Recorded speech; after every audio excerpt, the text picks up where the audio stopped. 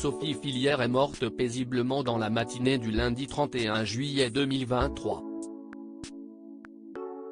La réalisatrice de 58 ans a été incinérée au crématorium du cimetière du Père-Lachaise le 11 août 2023.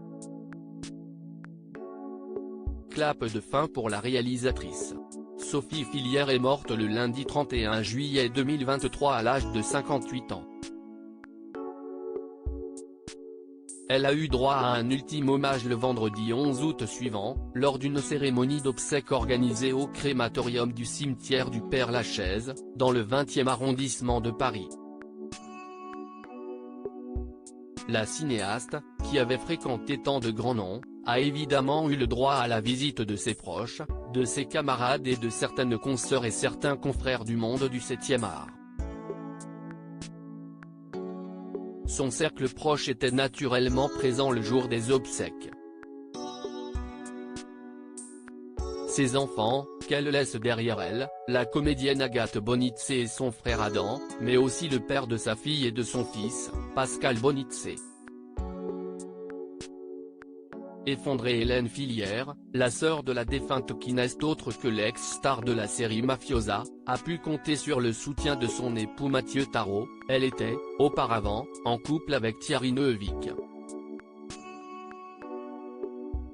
Sandrine Kiberlin, grande amie de la famille, qui a tourné plusieurs fois avec Sophie Fillière, avait évidemment fait le déplacement, tout comme Philippe Catherine, Jackie Berroyer, Mathieu Amalric, Valérie Donzelli, Serge Toubiana, Jeanne Balibar ou encore Emmanuel DeVos.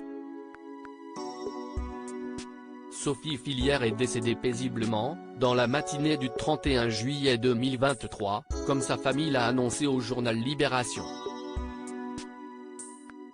Elle n'avait pas de doute sur l'issue de sa maladie. Des projets plein la tête, elle aurait dû prochainement collaborer avec Fabrice Lucchini. Sophie Fillière nous a quittés dans la nuit, expliquait-il. Nous allions tourner ensemble dans quelques mois un film qu'elle a écrit qui s'appelle Vego. Elle avait une personnalité exceptionnelle. Je pense à sa sœur Hélène Fillière, à ses enfants et au père de ses enfants Pascal Bonizze. Si est une immense sensibilité et un grand talent qui se sont éteints. Les spectateurs la verront, une dernière fois, à l'écran le 23 août 2023 dans la Palme d'Or du 76e Festival international du film de Cannes, Anatomie d'une chute de Justine Triet.